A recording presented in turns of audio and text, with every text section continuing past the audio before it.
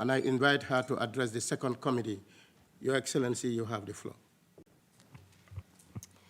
Good morning also from my side, and thanking you for having me and also having a little break. I just came out from the first committee. Your Excellency Lamine Diba, Permanent Representative of the Gambia, Chair of the Second Committee, Under Secretary, ladies and gentlemen, Excellencies, distinguished delegates. First of all, I would like to congratulate you, Mr. Chair, and the members of the Bureau on your election to the Bureau of the Second Committee. I also commend your choice of the theme for this session, 5 years to 2030, multilateral solution for sustainable development, as well as the permanent and timely priorities you have selected. Artificial intelligence, reform of the international debt and finance architecture, climate and disaster resilience, and support to countries in special situations, as we have heard, especially also for LDCs. They offer us an opportunity to address some of the most pressing concerns facing sustainable development today. Allow me to make 3 points for consideration as you embark upon your deliberations. First, it is essential that we close the $4 trillion financing US dollar gap needed to achieve the SDGs. This might be an incredible sum, but the benefits of mobilizing resources far outweigh the costs. Nearly half of the $4 trillion is what is needed to transition to renewable energies. This means not only investments in money, this means jobs and economic growth for all stakeholders. So it's a win-win situation. Likewise, public debt in developing countries reached $34 trillion in 2024. Elevating the burden of such heavy debt would free countries, particularly those in special situations, to spend more money on schools and hospitals and to create jobs. All of this is tied, of course, to one of your main priorities, and that is the need of fixing financing. Therefore, the Compromiso de Sevilla was so important. The Second Committee can now follow up on the clear action-oriented outcomes in the Compromiso de Sevilla and help to move the needle on this front.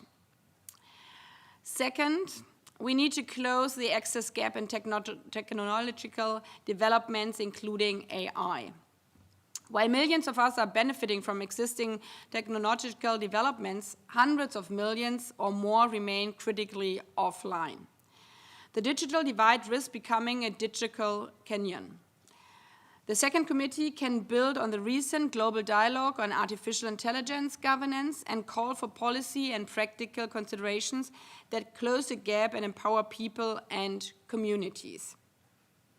Third, as you discussed many times, we must close the gap in climate finance, empowering the millions of people on the front lines from climate change.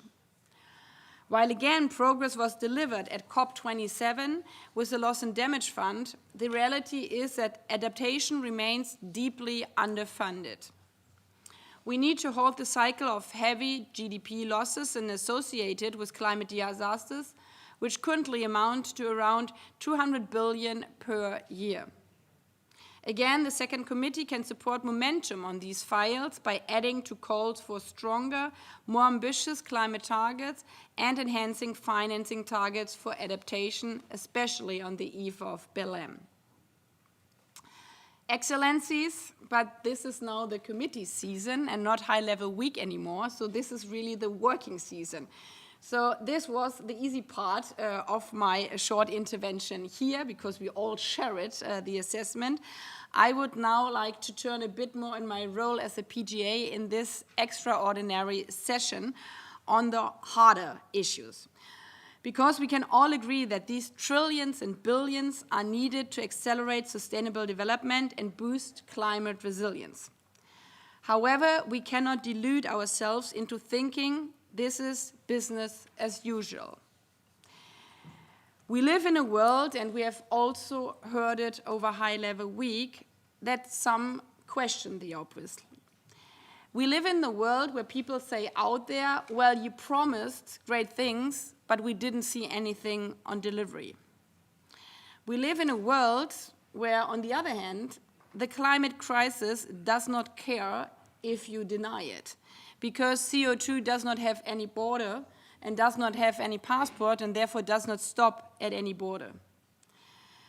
All of this means that we live in a world where also in national debate, sometimes a short headline is more important than content. In a world where national budgets are being slashed and where financial support for multilateral institutions is unfortunately low. Even here in our own institutions, we are currently spending beyond our means. Therefore, I mentioned in the high-level week, this is an extraordinary session. We are at a crossroad, because a harsh reality is that none of our promised goals will come to fruition if we cannot pull through the financial and political headwinds, especially political headwinds facing this organization. While it might sound contradictory, we have to reduce to realize. The more inefficiency we can reduce, the more we can safeguard and strengthen the resources that are intended for the very people who need them most, the people we serve. As I said at the general debate, this is not an ordinary year.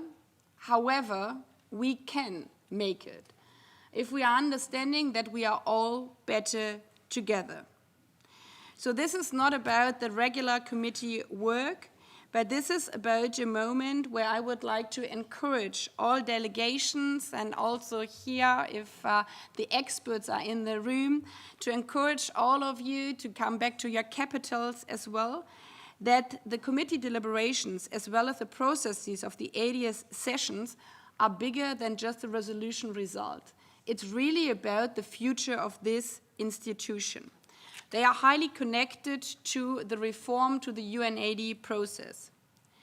So it's essential that our work we are doing here right now is obviously strong in thematic content, that any resolution delivers on the principles and purposes of the UN, but that we always ask ourselves as well, can we really implement the text we are producing here?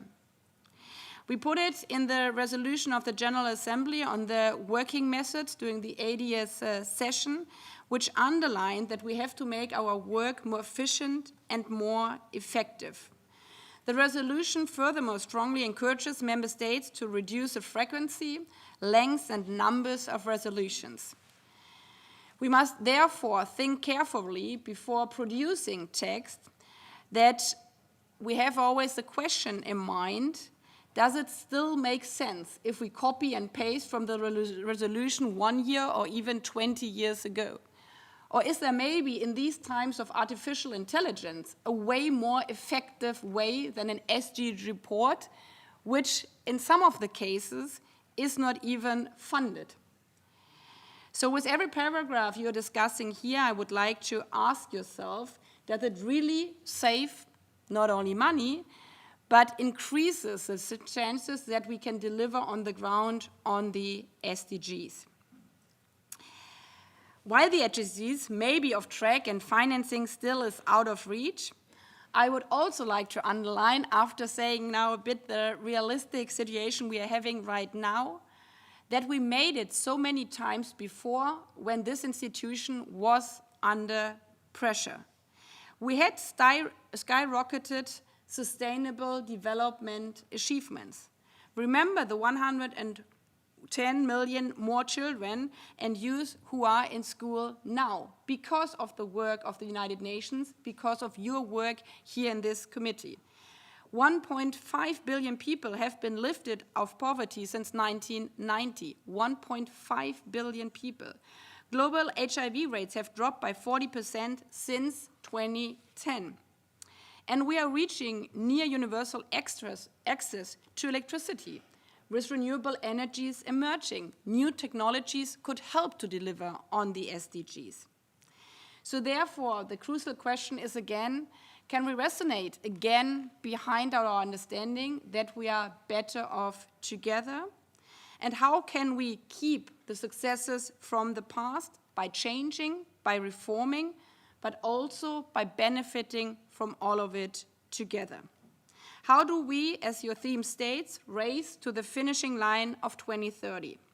I believe we can achieve it if we are not thinking first, so what is better for my country, for my delegation, for my mission, but what needs the other country, the other delegation, especially the small ones, that we can achieve the goals all together.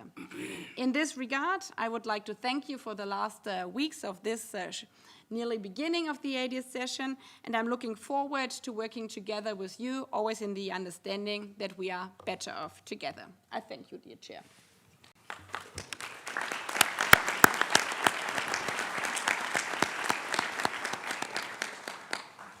I thank the President of the General Assembly for her interest in the work of the committee